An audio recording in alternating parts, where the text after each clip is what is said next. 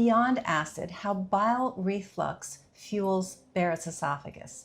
Now, if you've been diagnosed with Barrett's esophagus, you've typically had GERD for quite some time, and it's a worrisome diagnosis because it can turn into esophageal cancer. Typically, you're told this is all due to acid reflux. That's why you have it. Your solution is to take your PPI medication, which is an antacid, and never forget, because you don't want to get esophageal cancer. So that's the worry and the concern, and it's not that that's inaccurate, but there's just more to the story that I think you deserve to know, which is that bile reflux, so bile coming from your gallbladder and liver, is actually a higher risk profile for getting Barrett's esophagus than even acid reflux. So we need to address that as well and make sure we're not missing a factor that's really moving you toward potentially esophageal cancer when it can be avoided and treated naturally. So let's jump into it. So what is Barrett's esophagus, first of all? It's at the lower part of your esophagus, and it's when the cells that they find in that lower esophagus change from a type of cell called squamous epithelium, which is just what you've got in your skin. Those are squamous cells. And they change to something called columnar cells, which is just what's normally in your stomach. So the bottom of your esophagus is changing from its normal structure to more like the inside of your stomach. The problem with that is that it has a 5% incidence of turning into esophageal cancer, which is a nasty cancer, and we definitely want to avoid that.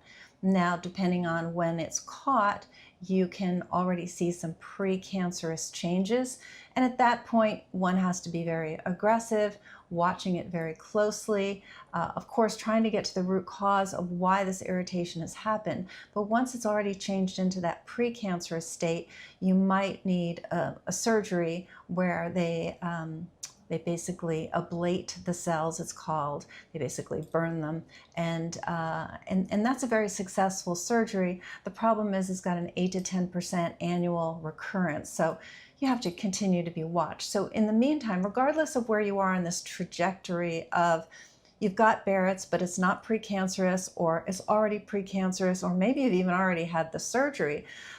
The point I want to make is that getting to the root cause of why these cells, why the bottom of your esophagus is being bathed in some sort of reflux, whether it's acid reflux from your stomach and or bile reflux from your gallbladder, that's the thing we have to address. Because if you can, there are definitely studies that show, and I want to make sure I use my languaging correctly here, is that with reduced exposure to the acid and or bile, healing / stabilizing can occur, and may revert to normal tissue, which is pretty exciting. And that's definitely, after my 40 years of being in practice, that's what I love about doing what we do here, is seeing how strong the human body is, seeing how well it is designed to heal itself and regain normal function when you do the right things for it.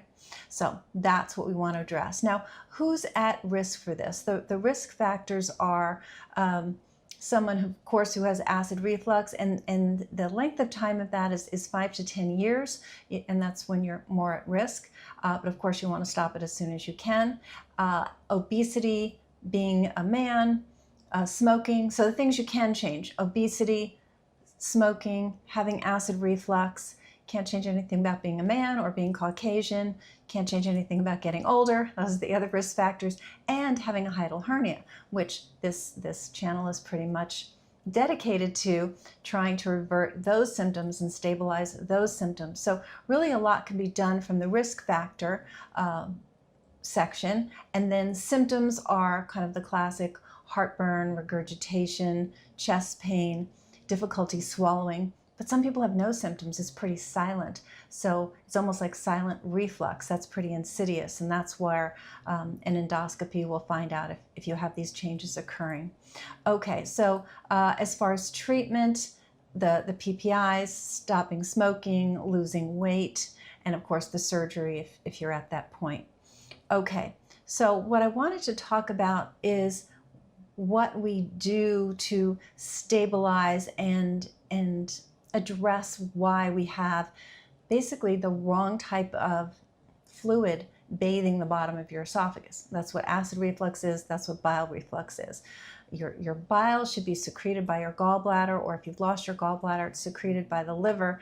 But it's supposed to go into the small intestine, help with digestion. It kills bad bacteria. Stomach acid does the same thing, kills bad organisms.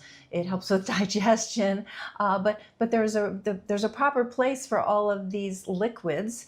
And obviously stomach acid is supposed to stay in the stomach. It's not supposed to reflux up into your esophagus. And certainly bile is not supposed to reflux up into the stomach, which, by the way, can cause stomach damage as well, in addition to refluxing up into the esophagus. So we talk a lot about what you can do for that. Generally speaking, it's about pressure. There's pressure on the stomach, the gallbladder, due to increased inflammation in your gut, due to increased intra-abdominal pressure within the gut. You have the pressure systems, the flow is going the wrong way, because digestion is supposed to be top down always.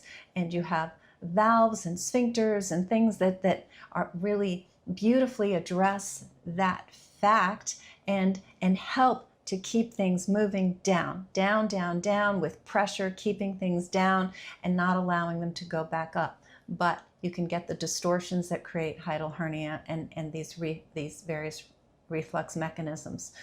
So there is a natural approach to support this, and if you're doing that concurrently with a PPI, so be it.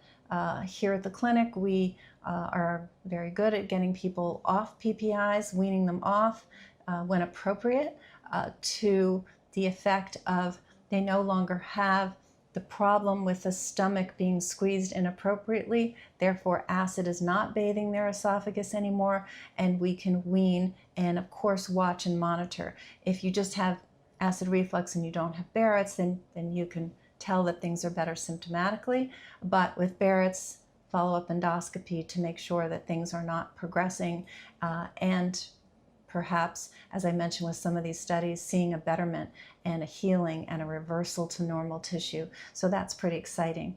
And as far as addressing bile reflux, exactly how to do that, I will put that all in the description so you have a step-by-step. But there is a natural approach. Some people are, of course, and it makes total sense, very worried about having Barrett's and thinking that the PPI is the only option.